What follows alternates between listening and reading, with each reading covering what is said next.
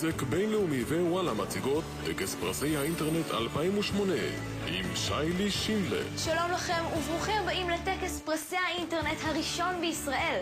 אירוע מיוחד שבו אתם הגולשים בחרתם איזה אתרים הכי עניינו אתכם, איזה בלוגים הכי נהנתם לקרוא ואיזה סרטונים גרמו לכם להרגיש כמו בקולנוע.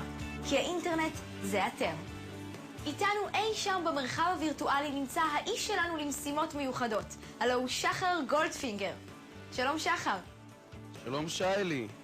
יופי של סמלה בחרת לנו היום. אמרו לך כבר שאת יפה? תודה שחר. אמרו לך כבר שאתה חנון? טוב יופי, עכשיו שסיימנו את הבדיחות המתבקשות. 7 אתרים זוכים יהיו לנו היום, ובפעם הראשונה היוצרים שמאחוריהם ייחשפו לקהל הגולשים. ואני אהיה שם איתם. אז תודה לך שחר, כמו שאומרים, בשלב הזה. ובלי עוד הקדמות מיותרות, נעבור אל הקטגוריות. והזוכים.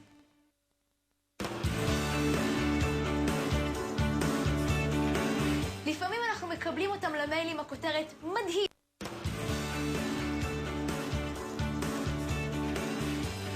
הכל אשמת הממשלה. 30 קראת אותי מצחוק. שיילי שולטת. אחד שיודע. אם כל זה נשמע לכם מוכר, סימן שגם אתם גולשים רק בשביל הטוקבקים. כל אחד יכול לכתוב אותם, אבל אצל מעטים זה כבר ממש מקצוע. המועמדים לפרס הטוקבקיסט הם אור יהודאי, דוב בינדר, גורנישט וצונאמי. והזוכה הוא רון עטר, הלו אור יהודאי. שלום רון, מזל טוב. שלום, תודה. איזה טוקבק תרשום על הזכייה? ברור שעל טוקבק כזה צריך להשקיע מחשבה יתרה, ובמשך הזמן אני אחשוב, ובאמת אני אכתוב טוקבק ראוי והולם לאירוע הזה. אנחנו נעקוב. ועד אז, איך אומרים הטוקבקיסטים? יש למישהו לינק לכתבה? הנה הלינק, כנסו דחוף. אור יהודאי הוא דוגמה לשיח איכותי, לשיח שצריך באינטרנט. הוא סוג הטוקבקיסט שכולנו אוהבים, מלא אמוציות ועם 5 סימני קריאה. התחלתי עם זה בוויינט, אז זו שליחות אישית חשובה לי המדינה הזאת.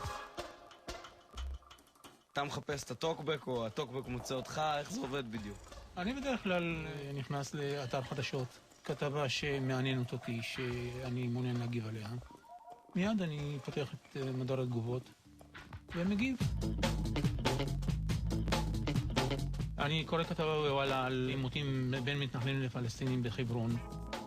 על הפוליטיקאים להתעשת ולטפל בבעיה הזאת. אני מקווה שרשויות החוק באמת ייקחו את העניין הרבה יותר ברצינות, והפוליטיקאים שלנו הרבה יותר רציני, ויטפלו בחרתי בשם אור יהודאי, מכיוון שאני גר באור יהודה קודם כל.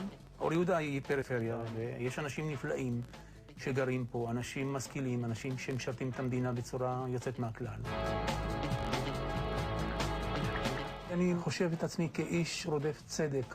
כל דבר שלא צודק, כל דבר שנעשה עוול, כל דבר מושחת במדינה הזו, זה מקומם אותי מיד להגיב. אני יכול להשפיע. האסוציאציה האוטומטית לאינטרנט ושימוש נרחב באינטרנט הוא לעולם הצעירים. אתה לא צעיר.